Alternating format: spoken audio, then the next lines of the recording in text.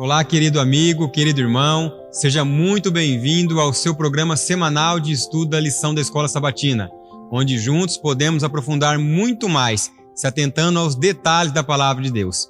E o programa dessa semana está muito interessante, vai falar sobre o corpo unificado de Cristo.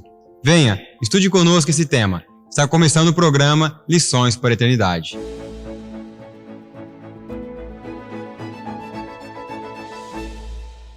É uma alegria imensa, mais uma vez, receber você aqui para juntos estudarmos a Palavra de Deus. Essa lição, ela é muito interessante, o corpo unificado de Cristo, vai falar sobre a unidade, sobre o amor, e vamos juntos estudarmos esse tema. Estamos chegando na 7ª lição já, tem sido um prazer receber vocês aqui sempre conosco. Não esqueça de deixar o seu like, o seu comentário, se inscrever no canal, compartilhar esses programas, porque tem sido uma bênção para muitas pessoas. Mas antes de nós começarmos esse programa, eu gostaria de apresentar aqui os meus amigos da mesa, o querido pastor Benjamin. Seja bem-vindo, pastor, mais uma vez. Obrigado, é uma alegria estar aqui para juntos compartilharmos mais uma lição. Amém.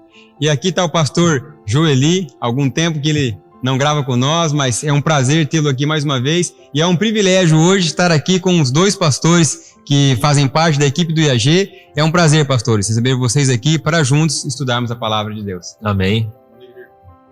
Bom, gostaria de convidar o pastor Joeli para ler para nós Efésios capítulo 4, versículo 11 e 12, que é o verso para memorizar, ou seja, o verso áureo, né?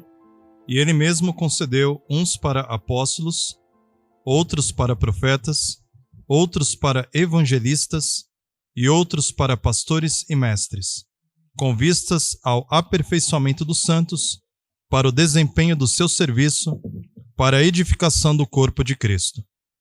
Amém. É interessante de início notarmos que Paulo, ele usa diversas metáforas para a igreja. A lição lá no início mencionou isso. E uma das metáforas é o corpo. E quando nós pensamos num corpo, um corpo possui diversas partes, diversas habilidades. Então as mãos têm uma responsabilidade, um papel, os pés têm um papel, os órgãos, o cérebro, o coração. E essas partes não devem competir entre elas, mas elas devem então se somarem e, se somando, realizar o crescimento, o desenvolvimento e trazer saúde para o corpo. Quando entendemos isto se aplicando à igreja, a igreja, como um corpo, tem diversas habilidades. Essas habilidades devem ser desempenhadas de uma maneira unida, sem nenhum tipo de espírito de divisão, para que o corpo possa amadurecer, crescer, se desenvolver e ser saudável. Então, aqui em Efésios, no capítulo 4, vem trabalhando sobre estes aspectos da unidade, e Paulo trazendo essa metáfora do corpo, que é uma metáfora maravilhosa para visualizarmos o ensinamento espiritual e bíblico. Sim. E ainda em cima desse comentário, eu vejo que no meio cristão, evangélico, que é o que hoje tem mais predominância em termos de visibilidade, a gente percebe que existe uma certa doença no sentido de estabelecer métricas para balizar o êxito no avanço da obra. Então, por exemplo, tem algumas denominações religiosas que a métrica para definir se um ministério tem êxito ou não é o dom de línguas.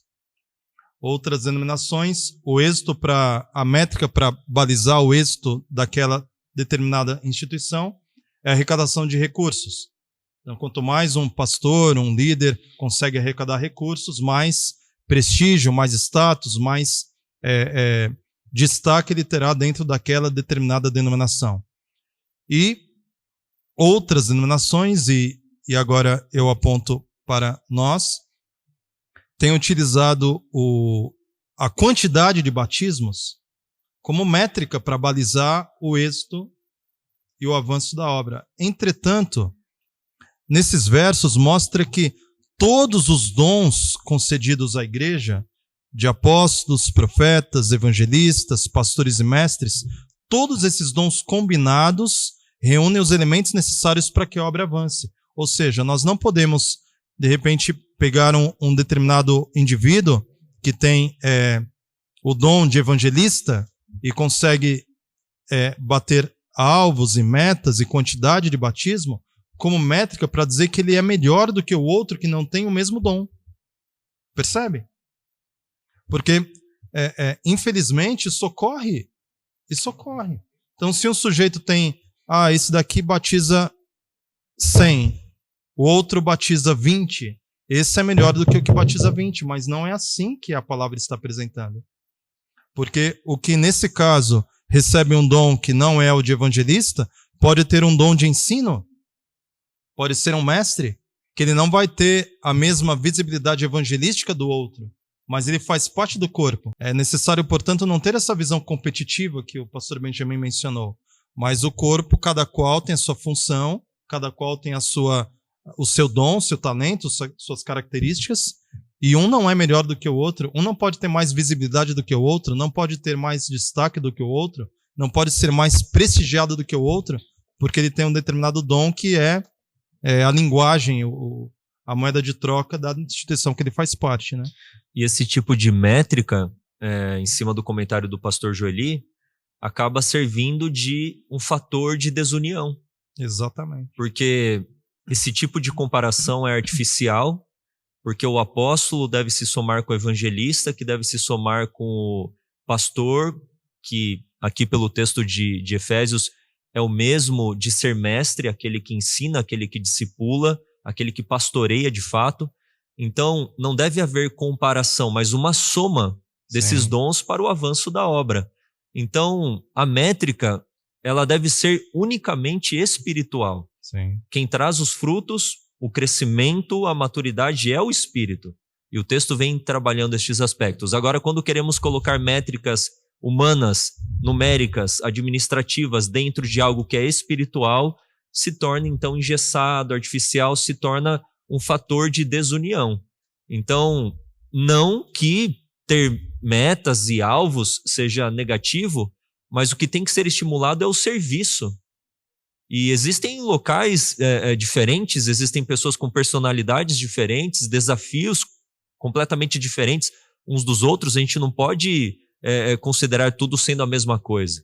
Então, deixar que o Espírito de fato conduza e conduza a igreja ao seu crescimento e maturidade. E para não gerar também opressão, porque tanto o pastor Benjamin quanto eu trabalhamos dentro da obra e tudo mais, nós sabemos que existem pastores que muitas vezes se sentem oprimidos, porque é como você pressionar uma orelha para cheirar.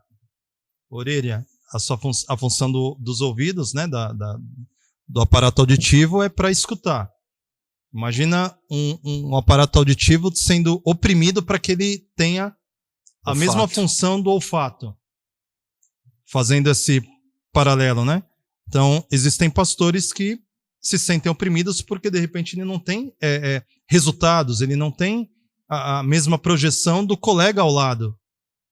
Nossa, o colega ao lado batiza, o colega ao lado produz evangelismos, faz colheitas, enfim, consegue ter mais resultados, tem mais visibilidade dentro da sua respectiva associação, enquanto eu não consigo ter o mesmo destaque. Mas, eventualmente, esse pastor que não tem o mesmo resultado tem outros talentos, outras coisas que ele pode agregar à sua igreja local.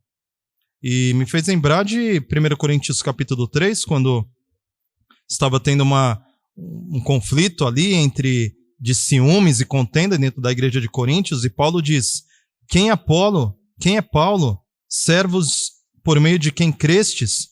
E ele diz, no verso 6 do capítulo 3, eu plantei, Apolo regou, mas o crescimento veio de Deus. Amém. Veio de Deus. Então, de repente, o pastor Benjamin trabalha num distrito. Ele tem determinadas características. Quando eu substituí-lo, eu vou agregar outros valores naquela mesma igreja. E isso é plano de Deus. Eu posso colher, de repente eu posso batizar pessoas que ele deu estudo bíblico. Aí eu vou receber os louros porque eu fiz o batismo, mas ele havia plantado. Eu só colhi. E isso é muito comum acontecer. Exatamente. Né? Então é algo importante.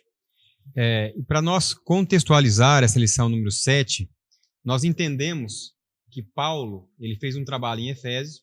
E Efésios era uma cidade onde tinha crente de tudo quanto é tipo, vamos dizer assim, né? Ali tinha pagão, tinha judeu, dentro da mesma igreja. Tinha grego também. Então, Paulo, quando ele vem trazendo a unidade, e agora eu entro no próximo tópico, unidade do Espírito, ele vem mostrando que todos eram como um corpo. Não era para um competir com o outro, ou um ser melhor com o outro, mas era para eles unir. Interessante que as lições anteriores mostram, e destacou aqui para nós, Cristo como um centro, né? Justificação pela fé, o amor de Cristo por nós, Cristo morreu por mim, por você, pelo branco, pelo preto, pelo rico, pelo pobre, enfim.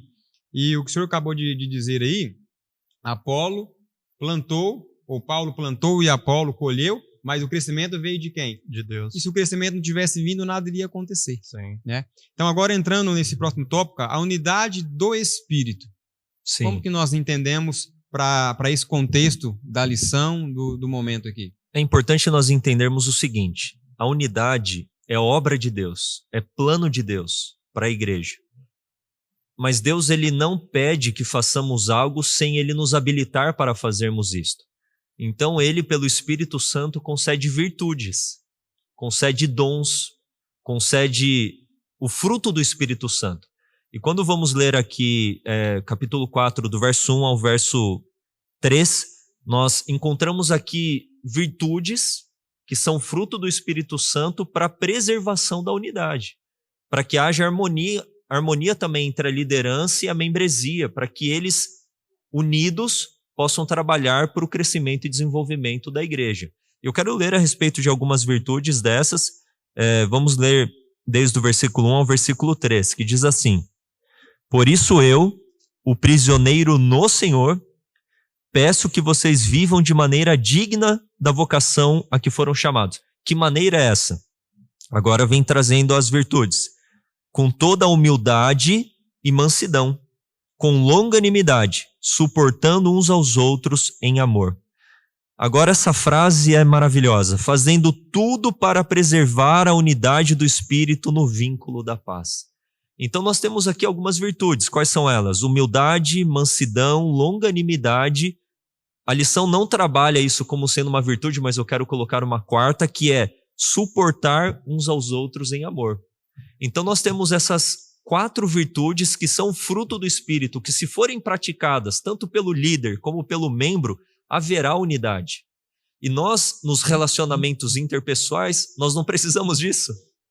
Precisamos de mansidão, considerarmos os outros superiores a nós mesmos. Mansidão para com Deus, estar disposto a ser guiado por Deus. Mansidão para com o próximo, disposto a suprir as necessidades alheias. A longanimidade é a paciência em superar aflições e desafios. Nós temos aqui o suportar uns aos outros em amor. É a tolerância. Quantas vezes nós vemos um espírito de intolerância entre nós? Eu já vejo uma falha no irmão e sou intolerante em relação a ele, mas certamente ele poderia ser em relação a mim porque eu tenho falhas também. Então o suportar é dar suporte, é tolerar, é olhar para o outro com misericórdia como você gostaria de ser olhado também. Sim. E o aspecto da humildade. Humildade não é você olhar para si mesmo de uma maneira desdenhosa.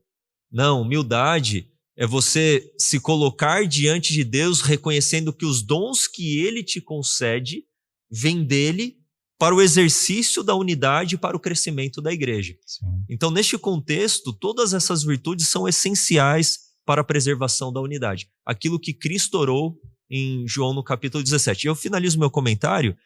De que maneira Cristo estava unido ao Pai? Ou está unido, mas naquele contexto? Pelo Espírito de Deus. De que maneira nós podemos estar unidos a Cristo e Cristo ao Pai? Pelo Espírito de Deus. Então, se buscarmos diariamente o batismo do Espírito, essas virtudes cristãs, o fruto do Espírito na nossa vida, estaremos certamente lutando para a preservação da unidade no corpo de Cristo. Só a minha tradução aqui, ela fala esforçando-vos diligentemente.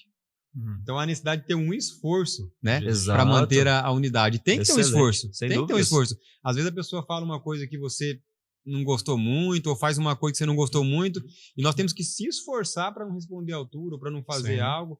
Faz parte para alcançar essa unidade, ter o esforço. Sim. E outro aspecto que me vem à mente quando falo em unidade do Espírito é o encontro entre Jesus Cristo e a mulher samaritana, naquela frase tão conhecida em que Jesus desconstrói os paradigmas e os preconceitos daquela mulher, dizendo nem em Jerusalém, nem em Samaria, mas importa que os verdadeiros adoradores as adorem em espírito e em verdade. Eu vejo que existe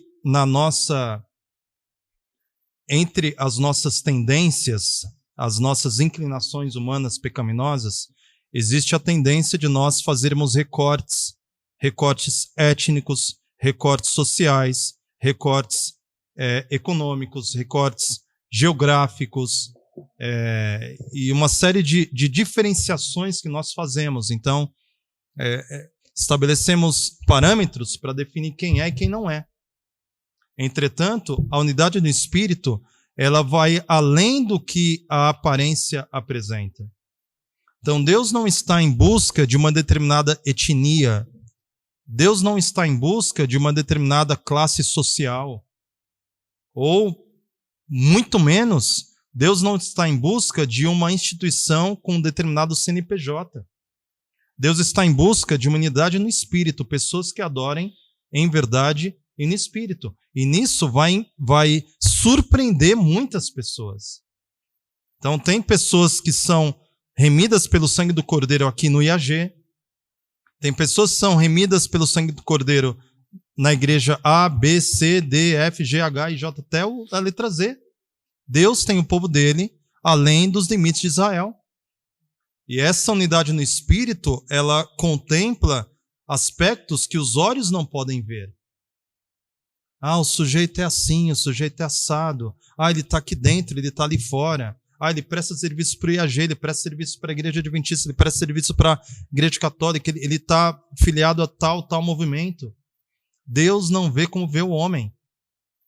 E nós precisamos ter, entre os elementos que foram mencionados, humildade, temos que ter humildade, inclusive, para não usarmos nosso próprio padrão de justiça para julgar o nosso semelhante, que é um dos aspectos que tem gerado tanta divisão no nosso meio. Rótulos, né? Rótulos.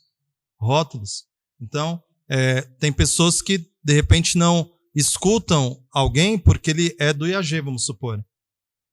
Não, ele é do IAG, eu não quero... esse livro foi traduzido pelo IAG, como no caso da grande controvérsia. Foi traduzido pelo IAG. Não, então não quero. Eu só quero que foi traduzido pela casa publicadora. Seria a mesma coisa que eu disse, olha, não, eu não leio a Bíblia revista e atualizada, eu só quero ler a King James. Só que ambas as traduções apresentam a palavra de Deus. E ambas podem conduzir pessoas ao plano da redenção. Precisamos ter um olhar menos preconceituoso, porque a unidade do Espírito, ela choca com preconceitos.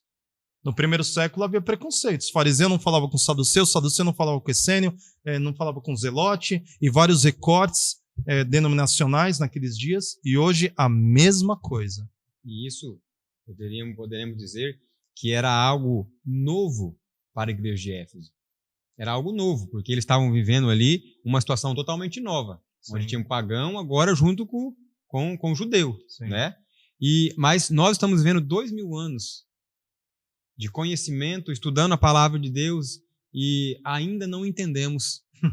Ainda estamos vivendo o mesmo padrão da igreja de Éfeso. E o ponto que é interessante, nós não estamos falando assim de luz e trevas. Nós estamos falando dentro do âmbito da luz. Sim. Porque Paulo ele apresenta aqui em Efésios 4 essa questão da ênfase da unidade, mas lá em Efésios capítulo 2 ele já falou da queda do muro de separação.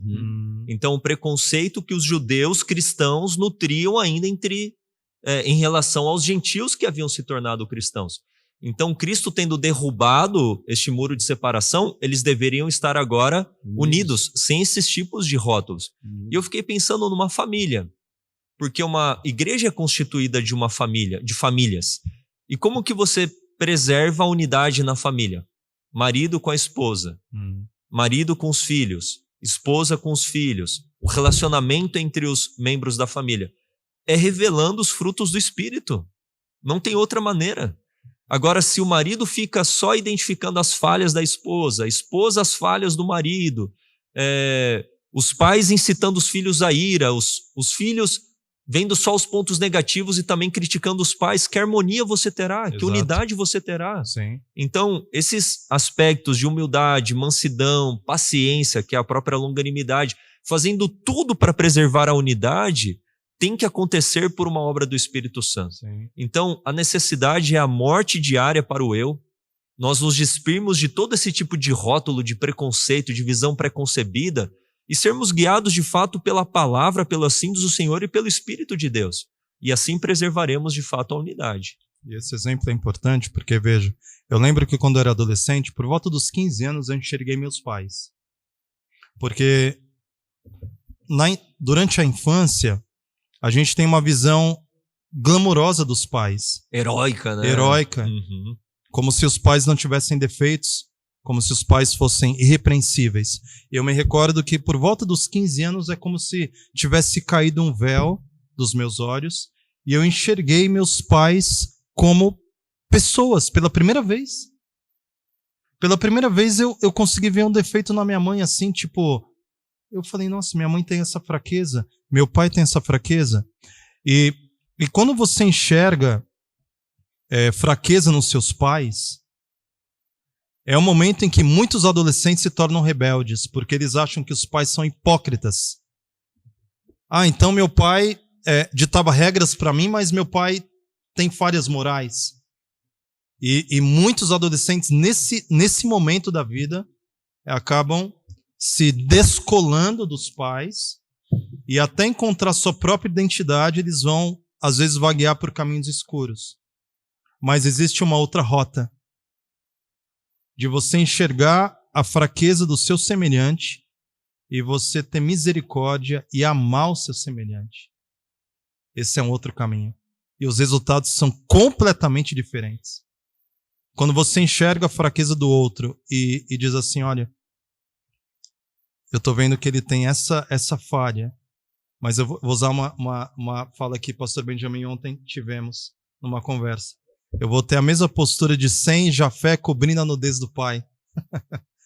Uma postura de ao invés de dar suporte, isso, suportando uns aos outros exatamente, em amor, tolerância, sim, amor. Em vez de caçoar como fez Cã, que ridicularizou o pai, ter a atitude dos irmãos que de costas vieram com um lenço e cobriram a nudez do pai. Eles amaram o pai, exato, tiveram misericórdia do pai. Esse olhar precisa ter entre nós. Se não tiver esse olhar, olha, eu tenho defeitos, todos nós temos defeitos. Se você for elencar as minhas falhas e usar elas como parâmetro para se relacionar comigo, a gente nunca vai se relacionar. Não existe unidade. Exatamente. Não existe. Exatamente. Cai tudo, desmorona exatamente, tudo. Sim. Olha, vamos pensar aqui o aspecto de que Cristo veio e ele orou pela unidade da igreja, João 17. Sim. Como que Cristo nos tratou? Acho que esse é o ponto. Ele não olhava para as pessoas apenas na condição atual delas, mas naquilo que elas poderiam se tornar.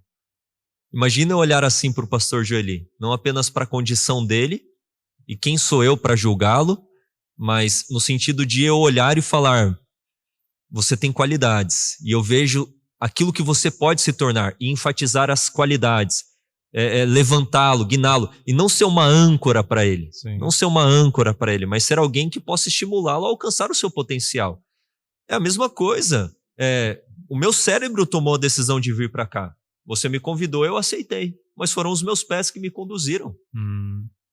Agora, se os pés se rebelam contra o cérebro, não faz com que o cérebro alcance o ambiente dele. Sim. Então, o corpo, ele de fato tem que estar de fato ajustado, tem que estar trabalhando em conjunto para o avanço. Senão não há avanço, não há unidade. Sim.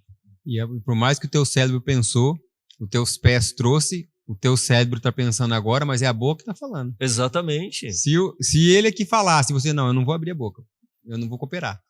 Então não faz sentido, então tem que estar tudo unido, né? Eu estava conversando com o irmão Anderson esses dias, sobre um assunto que eu achei bem interessante, que foi o exemplo que o pastor Manuel Ospino deu para falar de experiência, que foi a questão 3 copos, como nós temos aqui. Um copo com água quente, um copo com água fria e um copo com água morna. Interessante que quem estava na água quente veio para a água morna, ele achou água fria. Quem estava na água fria e veio para a água morna, ele achou a água quente.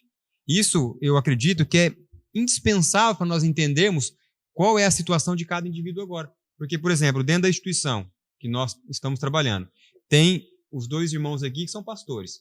Então, a realidade de vida de vocês, de visão, de ministério, é outra, porque vocês tiveram uma experiência. Às vezes vem um outro ali que estava com várias dificuldades na vida e ele está agora se reerguendo aqui na instituição. Então a visão dele também é diferente. Aí tem um diretor que a visão é diferente, aí tem o outro, a visão é diferente. Agora, se todo mundo quisesse que todo mundo visse igualzinho assim, ó, não, aquilo ali está certo, aquilo ali está errado, será que nós teríamos unidade aqui? Uma ilustração que é tão boa quanto essa é compreendermos o desenvolvimento espiritual como desenvolvimento físico. Eu, como pai, eu tenho 3 filhos. Eu já cometi o erro de esperar do meu filho de 3 anos, ou até do meu filho de 5 anos, um comportamento de uma pessoa de 30. Tá entendendo isso? Qual que é a maturidade de uma criança de 3 anos, de 5 anos? Eu não posso esperar dela, criar uma expectativa demasiada sobre ela, olhar para ela, esperar respostas e atitudes dela como se fosse um adulto de 30 anos. Então, no nosso relacionamento, no âmbito de igreja, existem pessoas com 30 anos de idade, existem pessoas com 1 ano de idade, 50 anos, 70 anos, pessoas muito experientes. Agora, eu não posso balizar, trazer todo mundo no mesmo nível e criar uma expectativa de que todos devem responder da mesma maneira, agir da mesma maneira, mas todos devem buscar o mesmo Espírito.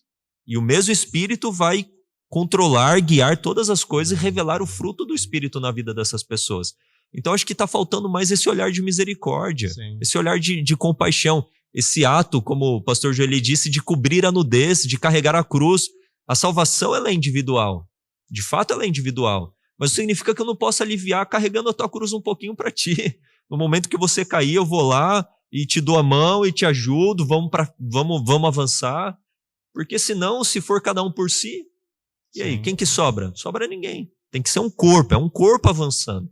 E um corpo, ele é composto de diversas partes que devem se somar, se apoiar e avançar. E outro inimigo da unidade do Espírito, e aqui é algo bem sofisticado, bem complexo de analisar, mas é importante dizer.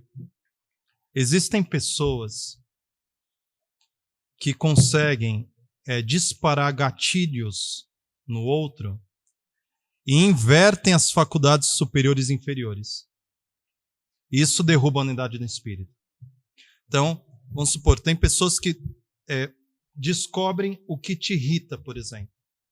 E essa é uma percepção quase que não tem linguagem, muitas vezes.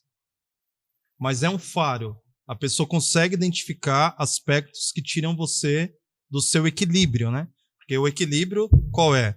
Faculdades superiores coordenando e dominando sobre as faculdades inferiores.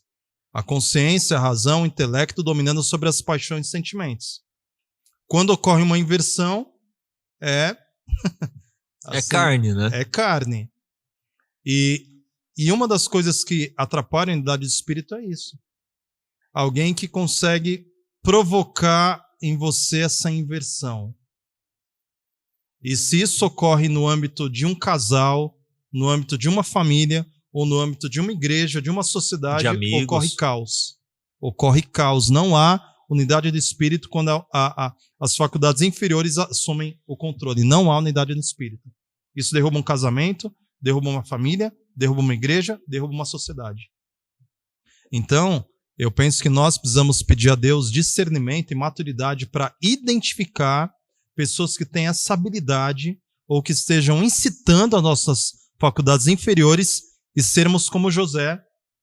Muitas vezes a gente vai ter que simplesmente se afastar daquela pessoa. Fugir. Porque é alguém que pode estar sendo consciente ou inconscientemente usado pelo diabo para destruir a unidade do espírito. Isso pode destruir um ministério. Imagina alguém aqui que consegue incitar as faculdades inferiores das pessoas. Acaba a unidade do espírito dentro do EAG. Sim. E olha só, sério. Esses dias eu li um texto de Ellen White que eu até hoje tenho uma certa dificuldade de gerir. E o texto falava trazendo nas minhas palavras, que Satanás e os demônios,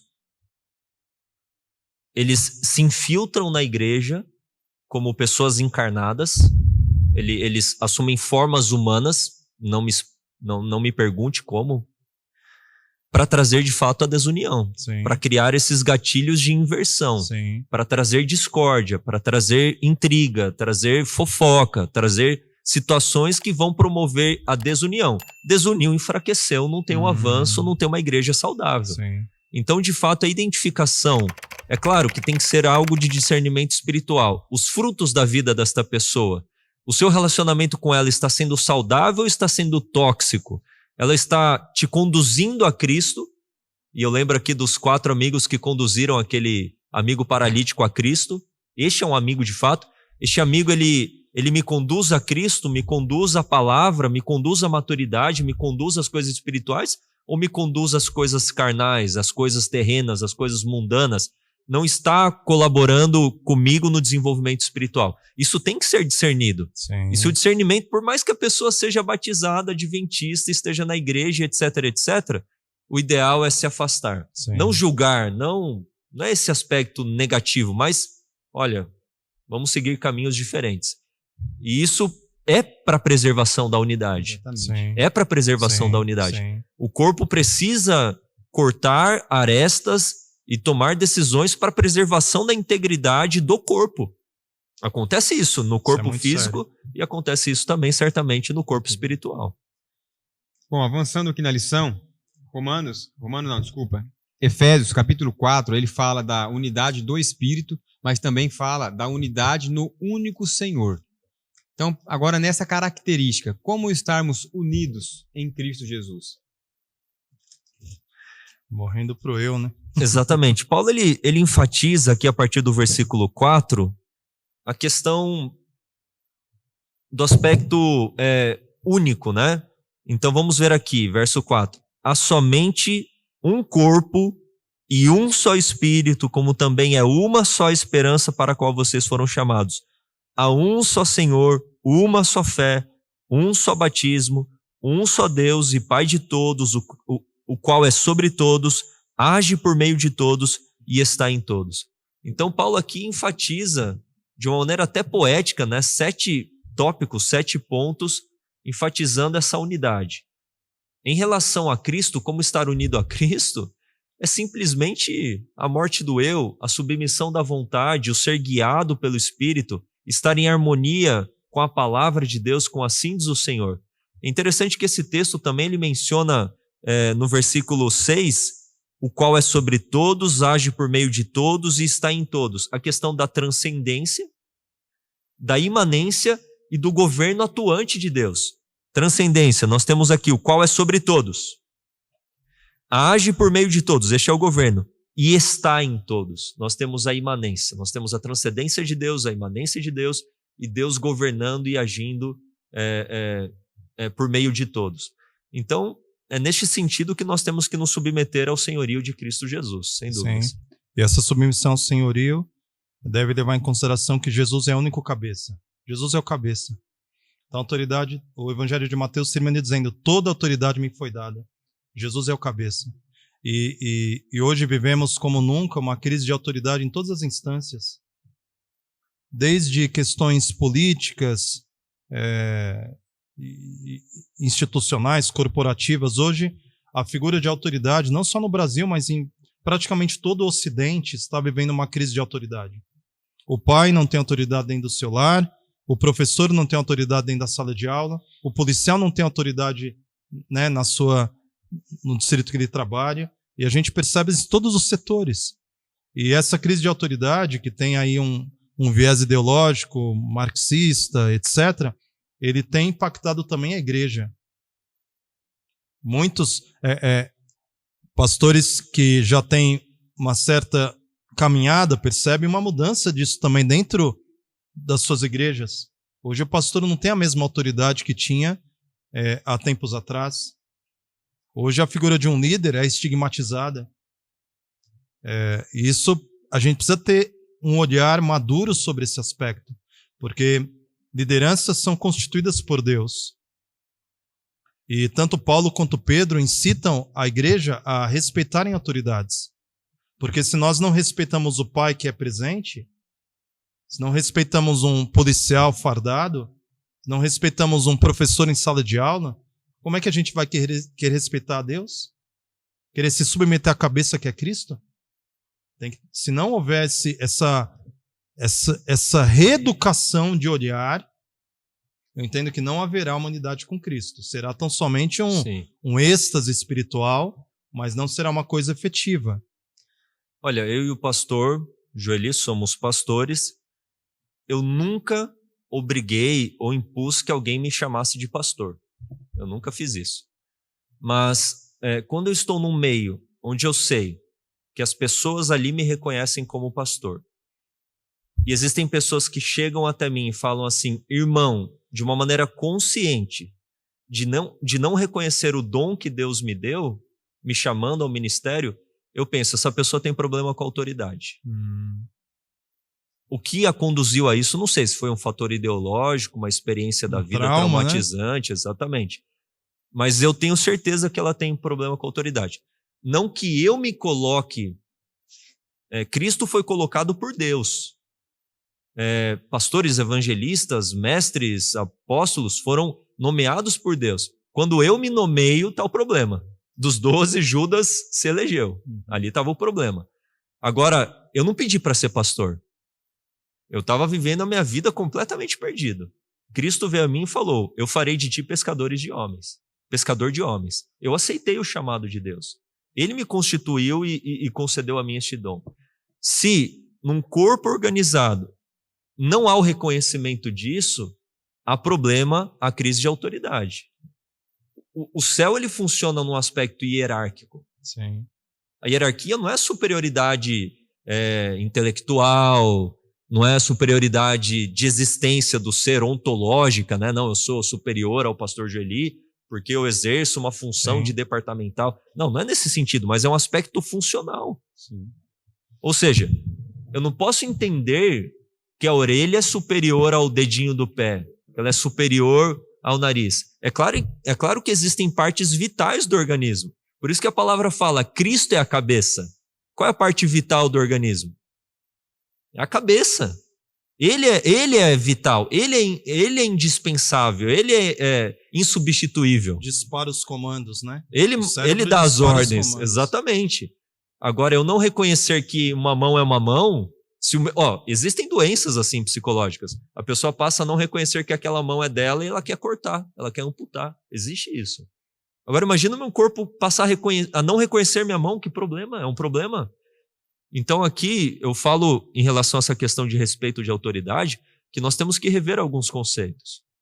Respeitar o professor, respeitar o pastor, sempre com humildade. Respeitar aquele que foi nomeado por Deus, aquele que recebeu dons espirituais. E aí a gente já pode trabalhar o aspecto da lição de Cristo sendo exaltado e concedendo dons espirituais. Existem funções diferentes. Sim, e eu, como parte deste corpo, eu preciso reconhecê-las. E um ponto que eu acho interessante também, que eu acho que no momento cabe nós destacarmos aqui, é que o IAG não incentiva ninguém a desrespeitar pastores. O IAG não incentiva. Nunca incentivou. E eu penso que essa é a conduta certa. Mas existem muitas pessoas aí que eles têm os pastores como um opositor. Simplesmente porque não aceitou alguma mensagem que nós aceitamos, né? Por exemplo, às vezes a pessoa vai lá na igreja e faz uma pregação e o pastor chega nela e fala assim, ou nele, bom, eu não concordo com isso que você fez, ou com o que você falou. E aí aquele pastor já se torna um inimigo. O IAG não incentiva isso. Tem que ficar bem claro. Para qual câmera que eu olho aqui, Rafa? Para essa? O IAG não incentiva esse tipo de comportamento. Você não é obrigado a viver aquilo que o pastor está pregando para você viver. Mas o respeito ao que nós estamos falando aqui. E o respeito ao pastor é importante, o respeito aos policiais são importantes, porque tem pessoas que, devido a ver aí a corrupção que existe, eles olham os policiais, tudo já como que fosse assim, não. Eles estão do lado da criminalidade. Outra coisa também aqui, e eu espero não ser apedrejado pelo que eu vou falar, mas a Bíblia fala, eu tenho que respeitar os meus governantes. Exato. Então, a serva do Senhor fala assim, eu não devo estar numa rodinha ali falando mal do político, falando mal... Não devo. Não devo. Se você não concorda com a direita ou com a esquerda, guarda para você. Não é momento de nós ficarmos aí criando aflito por causa disso. E isso aí cria desunidade. Sem dúvidas. Cria desunidade. E aqui o Kleber me fez lembrar da igreja cristã nos seus primórdios. Nos primeiros séculos do Império Romano teve uma doença severa. E os romanos que atacavam, que perseguiam os cristãos, eles pegavam seus familiares que haviam sido contaminados, contraído aquela doença, e expulsavam dos seus lares. Sabe quem que cuidava dessas pessoas? Eram os cristãos que cuidavam dessas pessoas. Agora imagina cristão naquela época se envolvendo em ideologia, em partido político, não, eles são romanos, a praga está caindo sobre eles, devem morrer. Esse é o espírito de muitos cristãos, que não é o espírito de Cristo.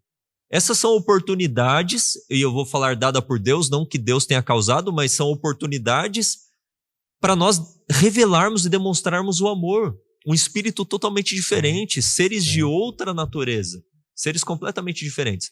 E sobre essa questão do IAG não incentivar o ataque a pastores, de fato nós temos que pensar o seguinte: como que eu gostaria de ser tratado se eu estivesse nessa condição, na condição que esse membro está, que esse líder está, que esse pastor está?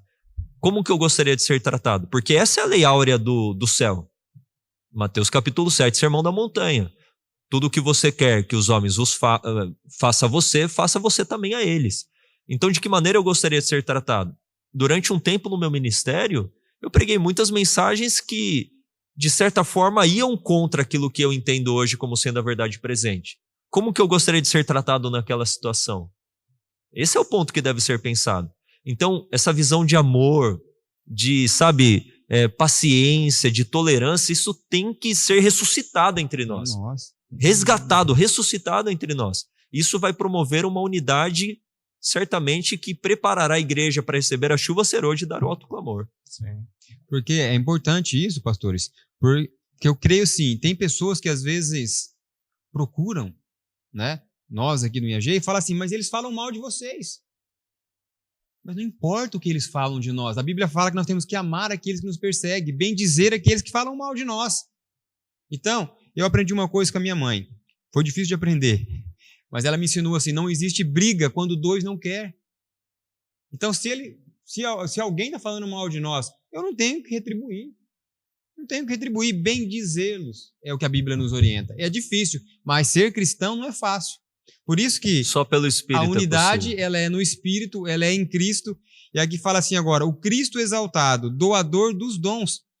Então esses dons nós vamos receber porque um dia Cristo foi exaltado, correto? Sim. Então vamos avançar nessa lição? O que vocês gostariam de destacar para nós sobre esse Cristo exaltado e agora os dons sendo distribuídos?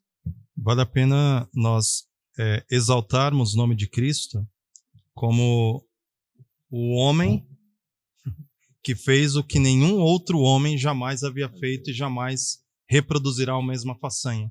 Jesus fez o que ninguém poderia fazer. Jesus é um homem que nasceu como um homem, viveu como homem, suscetível às debilidades humanas de um ser humano, entretanto, jamais pecou, viveu uma vida irrepreensível e ascendeu aos céus vitorioso. Amém. Isso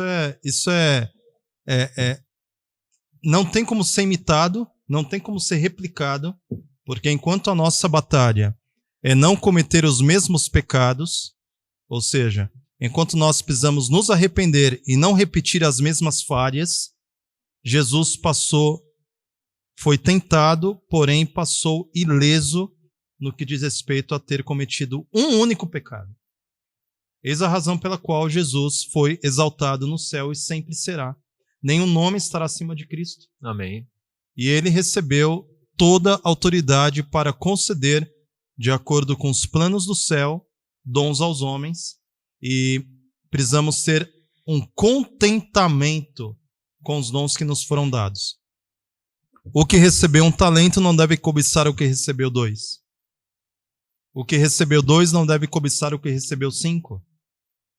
E cada qual viver de acordo com o dom que recebeu. A nossa luta é fazer o nosso melhor dentro daquilo que Deus nos deu.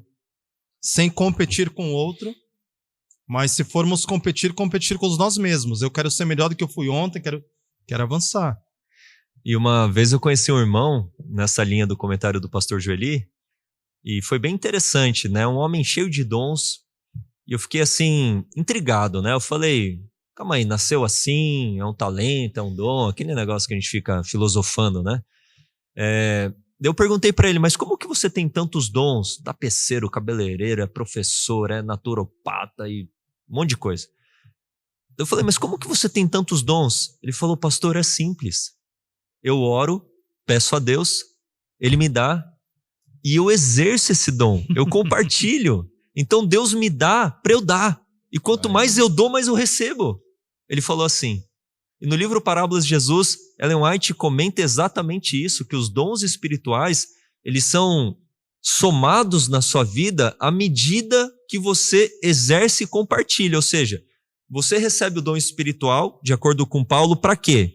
Com vistas, com a finalidade, verso 12, ao aperfeiçoamento dos santos.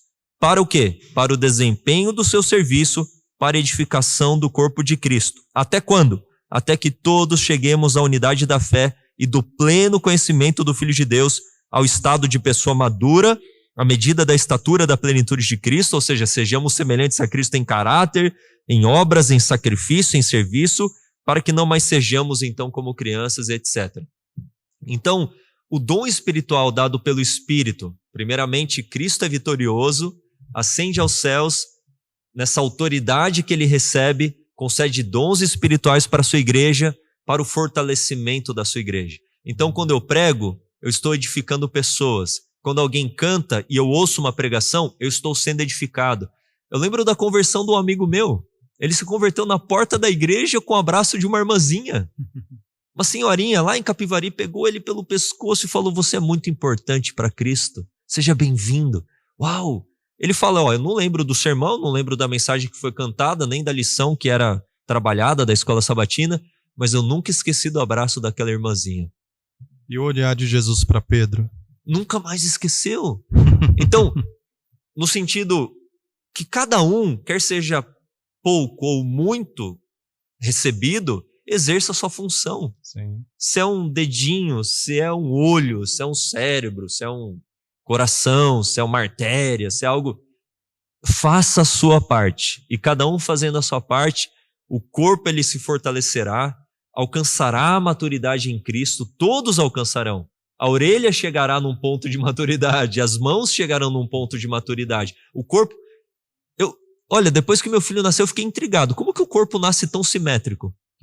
Isso é uma obra de Deus. Por que a perna não cresce uma gigante, uma mão gigante, a outra pequenininha? Tudo cresce de que maneira? Exercendo a sua função simétrica até alcançar o pleno desenvolvimento.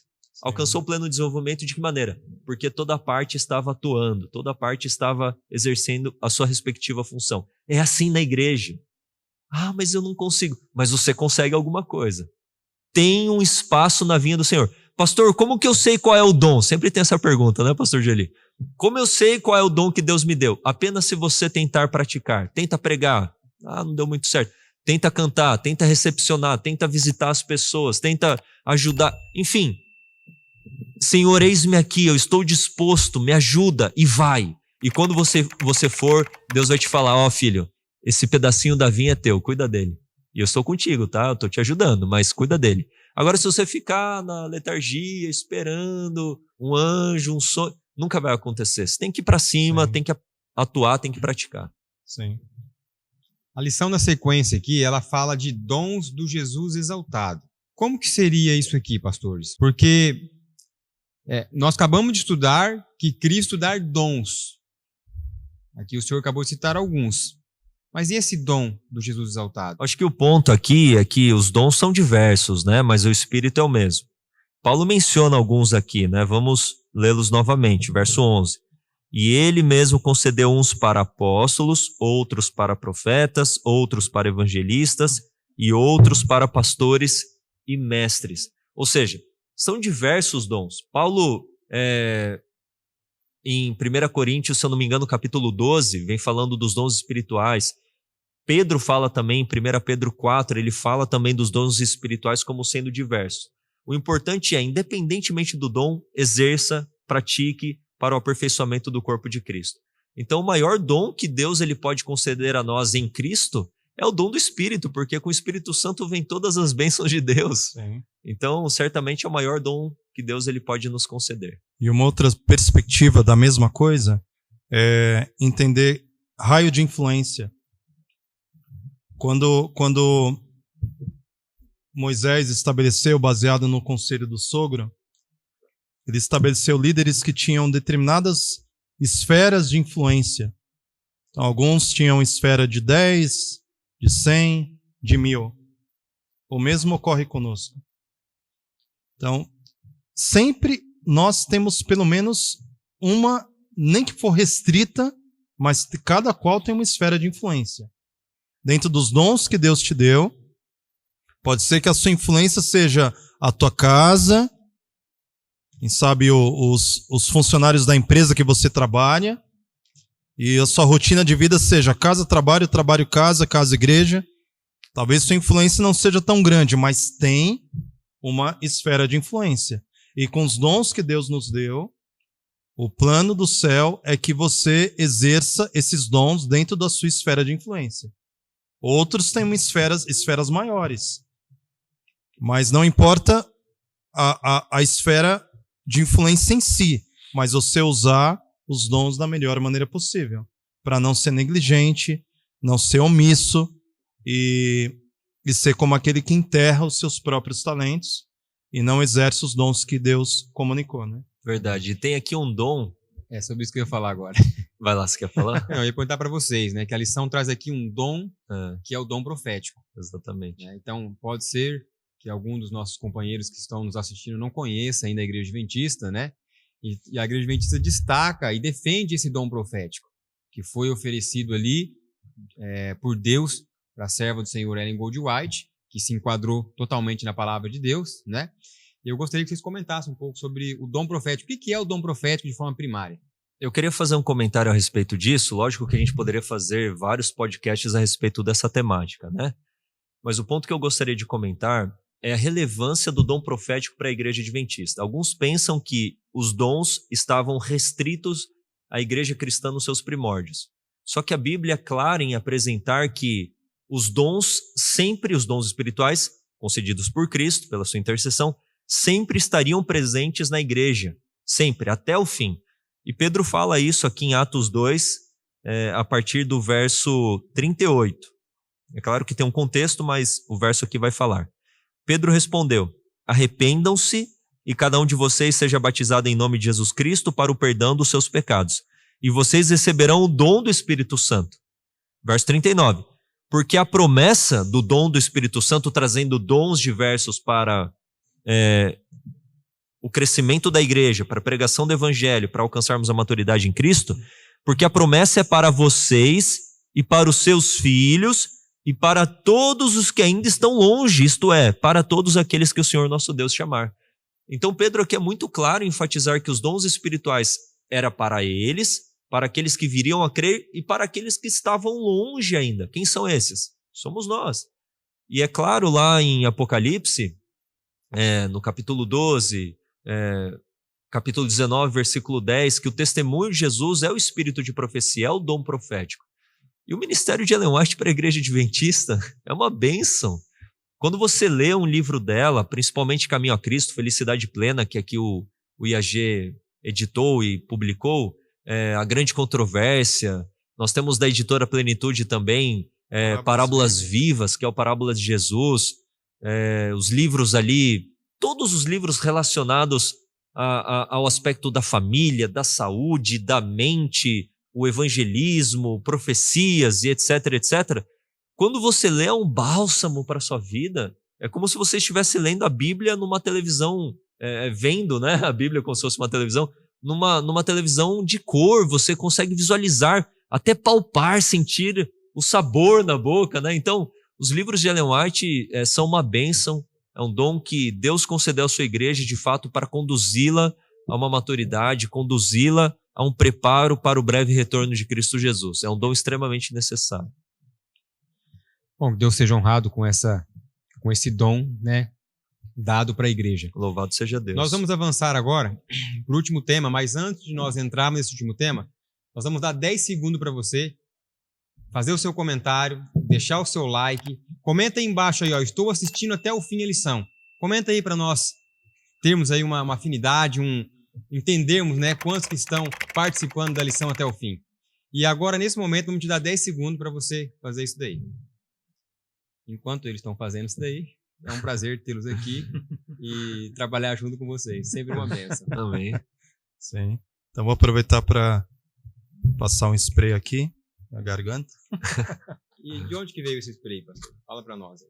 Olha, esse spray faz parte de uma iniciativa do IAG, produzindo diversos itens ligados desde itens de agricultura, tem serviço de apicultura aqui também, então tem mel.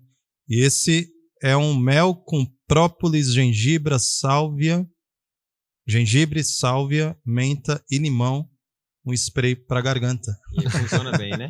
Funciona muito bem, chama Grãos do Céu, essa iniciativa. Foi feito aí o merchandising. Bom, obrigado por você ter deixado seu comentário, seu like. Vamos avançar na lição. Acredito que esse momento agora é muito importante. Vamos entrar num tema interessante, né? Que é crescendo em Cristo. Porque hoje em dia, se você não cresce, você estacionou ou você está regredindo, né? Eu gostaria de abrir para vocês agora, nesse tema que é importante, e não precisam economizar nos comentários, não. Muito bem. Esse é um aspecto que tem chamado minha atenção. Eu sou um homem, infelizmente, que foi criado num modelo urbano. Até os 31 anos de idade, eu morei em São Paulo, na capital. Os meus paradigmas como de educação, de criação, de desenvolvimento intelectual, físico, etc., foram no ambiente urbano. E há quase 18 anos fora desse ambiente urbano, porque Deus me deu a graça de sempre pastorear distritos rurais. Apenas 2 anos do meu ministério eu fiquei numa cidade grande, mas o restante sempre foi em cidades pequenas, em ambientes rurais. Eu tenho aprendido a simplicidade de expressões como essa que a gente fala sobre crescimento. Porque você que mexe com agricultura, para quem não sabe aqui, nós estamos diante de um mestre em agricultura, que conhece muito sobre terra. A natureza, ela tende ao crescimento. Né? A semente, ela tem um código. Ela tem uma chama, ela tem um propósito, que é crescer. Que é frutificar, que é expandir, que é produzir frutos, e frutos produzem mais sementes, sementes produzem mais plantas, e essa é a lógica da criação. A lógica da criação é crescimento, é expansão, é propósito. E o pecado, ele rouba a gente dessa percepção. O pecado é que nos coloca numa condição de lutarmos contra a tendência da vida. Nós só estamos aqui porque o espermatozoide do teu pai fecundou o óvulo da tua mãe e ambos tinham esse propósito de produzir vida, e houve uma multiplicação, houve crescimento e você está aqui. E nós estamos aqui. E essa é a lógica da existência. A lógica da existência é crescer. A lógica da existência é avançar. A lógica da existência é ir para cima. Só que nós temos criado camadas mentais de autossabotagem. Nós temos criado bloqueios para fazer o que a vida espera que nós façamos. E isso se aplica tanto do ponto de vista físico, natural, material, quanto também do ponto de vista espiritual. Nós fomos vocacionados a crescermos em Cristo. Amém. O céu espera que a gente cresça, que a gente se desenvolva, que nós utilizamos nossos dons, que a gente faça aquilo que deve ser feito. Sim. Então a gente precisa mortificar também uma consciência morta. Eu já me autossabotei muitas vezes. Eu poderia ter crescido mais do que eu já cresci. Eu poderia ter feito mais do que eu já fiz. E acredito que talvez você que está nos ouvindo, talvez se sinta aquém do seu potencial. Talvez todos nós, estarmos fazendo mais. A igreja de Deus poderia estar fazendo mais. Mas nós estamos ainda tímidos, nós estamos acanhados. E eu sinto que a gente precisa entender algo que eu estou entendendo de alguns anos para cá. Nós só temos essa vida. A gente só tem essa vida. O que tiver que fazer, a gente tem que fazer agora. E a gente tem que crescer. Deus espera isso de mim. Eu tenho me cobrado isso também. Eu estou falando aqui, talvez até meio que um desabafo, abrir do coração. Né? Mas eu acho que é necessário, é importante, sem dúvidas. Eu sinto eu me sinto em dívida com Deus em relação a saber que eu poderia ter crescido mais. Mas esse é um sentimento, pastor, que a gente se identifica, porque essa é a realidade humana. A gente, cedo ou tarde, se depara com esse questionamento. Mas se eu tivesse preservado os princípios do crescimento? Porque o pecado ele vem contra toda essa tendência da natureza que, como o pastor disse, que visa o crescimento. O pecado vem interrompendo tudo isso, Exato. O erro vem interrompendo tudo isso. E a gente se olha e fala, mas e se eu tivesse permanecido, onde eu estaria hoje? O que eu poderia estar fazendo? É claro que esse tipo de pensamento a gente não pode se demorar muito nele para não se afundar, Exato. Mas ele é saudável, Sim. Mas ele é importante. A lição aqui de quinta vem falando de fatores que interrompem esse crescimento. E onde há divisão, e não divisão visando a multiplicação, porque até o próprio desenvolvimento de um embrião, ele vai se dividindo, mas ele está se multiplicando. Sim. A divisão gerando multiplicação, 2, 4, 8 e assim por diante. Mas é uma divisão que promove, de fato, o enfraquecimento. E o que promove esse enfraquecimento? Erros. E erros de diversas naturezas.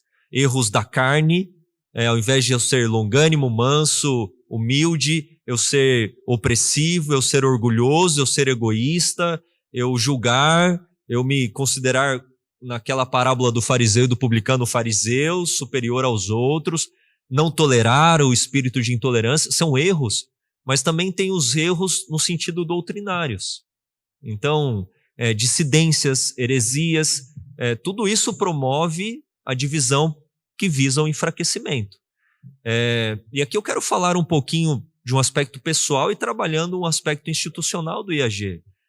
Muitos entram em contato conosco, e até eu sendo o pastor Joeli aqui também presente, questionando a respeito do IAG, se nós estamos em harmonia doutrinária com a Igreja Adventista do Sétimo Dia.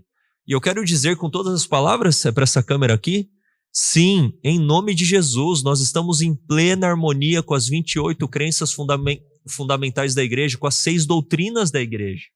Não há o que tirar e pôr.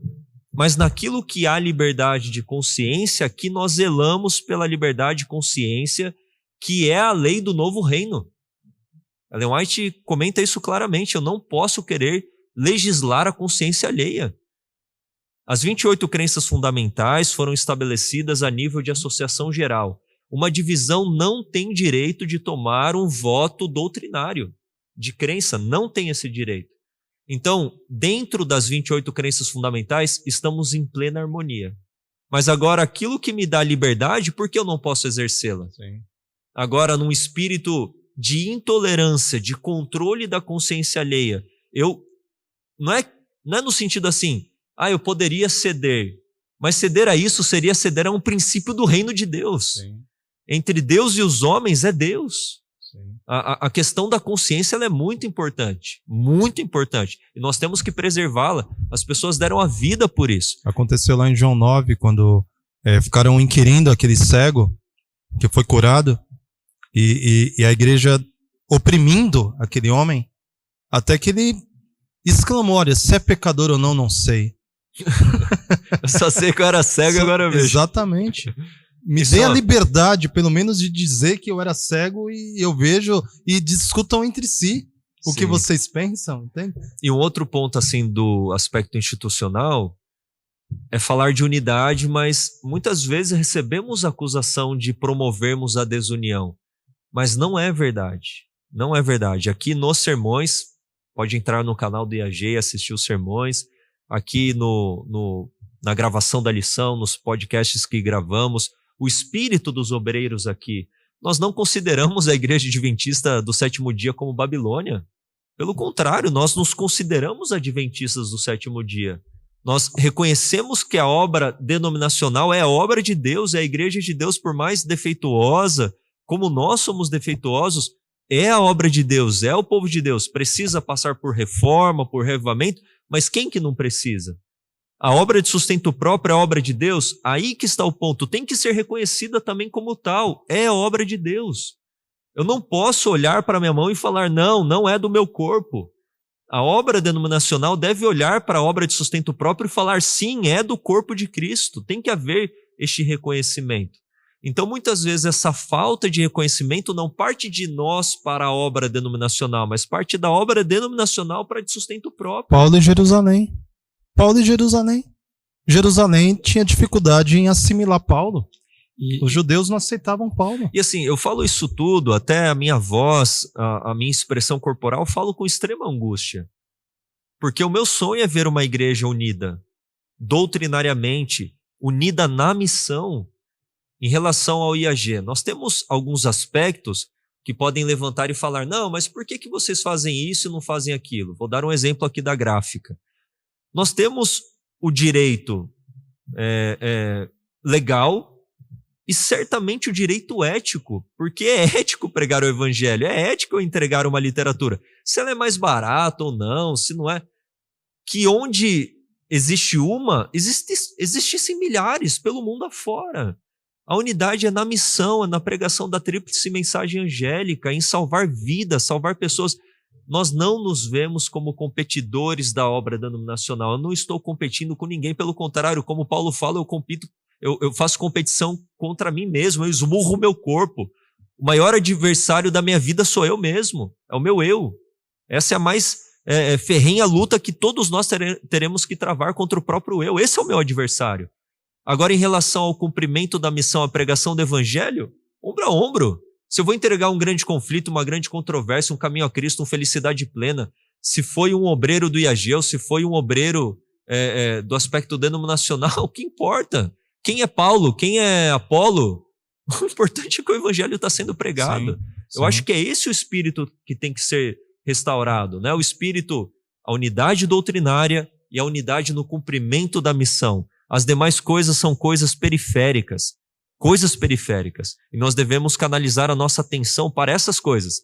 E, olha, nos esforçarmos para preservarmos a unidade. Sim. Senta aqui comigo um dia, pode vir aqui, eu faço esse convite. Vamos conversar. Nós queremos preservar a unidade, amamos a igreja. Aconselhamos os alunos aqui, amem a igreja. Saindo daqui, vão para as igrejas de vocês também. Deem um bom testemunho, chega no horário, seja dizimista fiel, ofertante, estuda a lição, chega, no conhecimento da palavra, demonstre amor, sacrifício, serviço, abnegação. Nós precisamos da revelação do caráter de Cristo. É o que mais nós precisamos no mundo. Em nome de Jesus. Um outro aspecto, trazendo algo para bem prático mesmo. Uma das coisas que trabalham contra o crescimento em Cristo e o crescimento como indivíduo, como pessoa, é o ressentimento. Então eu quero fazer esse adendo. Nós precisamos, isso praticamente todas as terapias, todas as linhas de psicologia vão trabalhar em menor ou maior grau essa questão. Um homem, uma mulher, um filho precisa aprender a perdoar os pais, precisa aprender a perdoar aqueles que tinham responsabilidade sobre ele. Um homem, falando do sexo masculino, que não é capaz de ter uma boa visão a respeito do seu próprio pai, não desenvolverá plenamente a sua própria masculinidade. Com a mulher, a mesma coisa. Não vai ter um bom contato com o seu feminino. E isso vai impedir que nós tenhamos uma compreensão clara dos nossos dons e talentos, porque homens e mulheres têm dons e talentos diferenciados, e vai nos impedir de crescer. E muitos de nós têm vivido abaixo do que pode viver, porque não tem uma boa compreensão de si mesmo, não se apropriou da sua masculinidade, seja um homem, não se apropriou daquilo que a faz ser mulher como mulher. E a gente está num ambiente que favorece isso, porque as ideologias hoje existentes no mundo desfavorece uma identidade de quem você de fato é. Essa geração que está vindo tem crises de identidade violentas. Porque não sabe, um menino não sabe o que é ser um homem, uma menina não sabe o que é ser mulher, e isso impede o crescimento em Cristo. Sem dúvidas. Então é um dos fatores que tem prejudicado o crescimento, prejudicado a unidade. E assim, eu quero trazer de novo aquele assunto, esse assunto que o pastor Joeli trouxe é muito importante, mas no sentido assim, a gente tem que olhar do ponto de vista da obra de sustento próprio, mas também da obra denominacional. É complexo. Eu entendo muitas diretrizes, muitas ações, por mais que muitas vezes desproporcionais, mas é como se elas fossem compreensíveis, no sentido de quantos ministérios de fato são dissidentes, quantas heresias têm sido levantadas. É um erro a generalização, considerar todo o ministério de sustento próprio como sendo o mesmo do mesmo. É tudo farinha do mesmo saco, tá tudo dentro do mesmo escopo, é tudo dissidente, antitrinitariano, perfeccionista e assim por diante. Mas é um erro isso aí. A generalização, ela é tola. O pastor certamente vai concordar comigo. Todo branco é racista. O meu melhor amigo é negro. E aí? Então, esse tipo de generalização é uma tolice. Mas é compreensível. A igreja precisa preservar o aspecto da unidade, preservar o aspecto doutrinário, preservar o aspecto das crenças, mas não pode generalizar. Existem ministérios de sustento próprio que têm feito uma obra de Deus belíssima, preparando os jovens, pregando o evangelho, uma obra saudável, uma obra que não é ácida, que não tem um espírito crítico. Mas existem outros ministérios que são assim. Infelizmente, é uma realidade.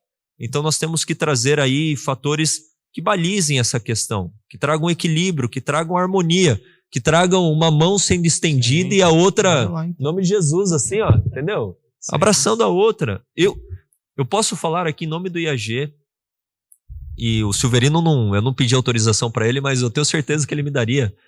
Eu tenho certeza que ele está com as mãos estendidas, mas temos que ser razoáveis em relação àquilo que nos é direito, àquilo que nos é livre a ser efetuado, realizado. Tem que haver concessões de ambos os lados. É igual um casamento. Se eu chego para minha esposa, para me acertar com ela, só com exigências, eu não estou disposto a conceder em nenhum ponto, fazer concessão, que harmonia que existe? Que unidade é essa? Não existe. Então, certamente, do nosso lado, há uma visão de reconhecimento, de respeito, de mão estendida. Só que, infelizmente, muitas vezes não recebemos isso. É compreensível? Pelo cenário de muitos ministérios, mas poderia ser diferente. E eu sonho em nome de Jesus que seja diferente e que a gente possa avançar na pregação do evangelho, alcançando essa unidade que é tão fundamental para o recebimento da chuva serôdia e o cumprimento da missão.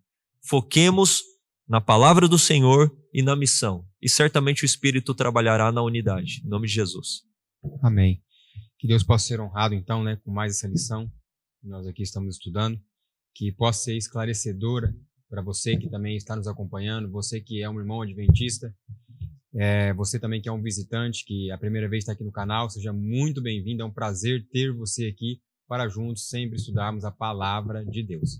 Bom, partindo para o final, gostaria de convidar agora o pastor Benjamin, olhe para aquela câmera e traga ali uma mensagem de esperança, de ânimo e exortação, a mensagem que o Espírito Santo tocar no seu coração nesse momento. Eu quero finalizar minha participação relendo aqui o verso 3 do capítulo 4, que diz assim: fazendo tudo para preservar a unidade do Espírito no vínculo da paz. Aqueles que estão nos acompanhando, eu faço um apelo para que você busque diariamente na sua casa, que você viva para buscar o derramamento diário do Espírito Santo. Isso vai trazer unidade no seu casamento, vai fazer com que você revele essas virtudes do Espírito que são tão essenciais para a preservação da unidade em qualquer esfera, familiar, igreja, social. Nós temos que revelar o fruto do Espírito Santo, que o resultado será a paz no lar, a paz na igreja, o desenvolvimento, a maturidade para sermos semelhantes a Cristo e assim cumprirmos a missão. Que Deus abençoe a sua vida. Lógico que o fazer tudo não é romper princípios, mas é aquilo que estiver ao seu alcance sem romper princípios. Que Deus abençoe a sua vida, em nome de Jesus. Muito obrigado, pastor Benjamin. Agora, pastor Joeli, gostaria de convidá-lo a olhar para aquela câmera ali, trazer uma mensagem pastoral, uma mensagem de ânimo de uma exortação, uma mensagem de esperança para aqueles que estão nos acompanhando. Muito bem. Eu encerro minhas palavras com o verso 12. Diz assim: com vistas ao aperfeiçoamento dos santos. Veja, a linguagem do céu envolve aperfeiçoamento. Talvez você esteja estagnado espiritualmente falando. Talvez você momentaneamente se esqueceu de que o chamado de Deus é o aperfeiçoamento constante, contínuo, ininterrupto, tanto nessa vida quanto na eternidade. Por toda a eternidade estaremos nos aperfeiçoando continuamente. E isso deve ser empregado já nesta vida. E algo que eu tenho pensado para a minha vida, e eu quero dizer a você também: aceite o chamado de Deus para um constante aperfeiçoamento. Que hoje você procure fazer mais e melhor do que ontem, e amanhã mais e melhor do que hoje. Isso não se trata tão somente de resultados tangíveis, mas de você procurar ser cada vez mais cordial, cada vez mais amável, cada vez mais misericordioso, cada vez mais capaz de interpretar o outro da melhor maneira possível, buscando entendimento, buscando a paz do Senhor Jesus.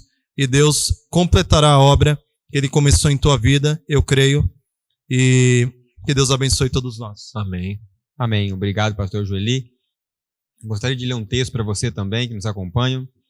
Meditação matinal, Maravilhosa Graça, página 209, diz assim: a união dos crentes com Cristo terá como resultado natural a união de uns com os outros. União essa que é a mais duradoura sobre a terra. Somos um em Cristo, como Cristo é um com o Pai. Amém. Então, o meu conselho, nesse momento, a minha exortação, é que você possa fazer de tudo para se unir, principalmente dentro do seu lar.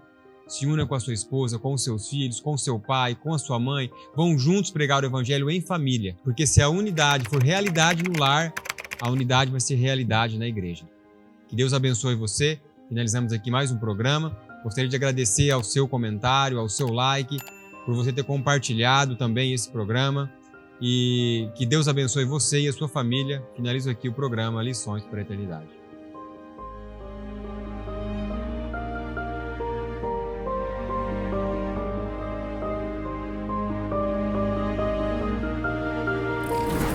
IAG. Juntos avançaremos.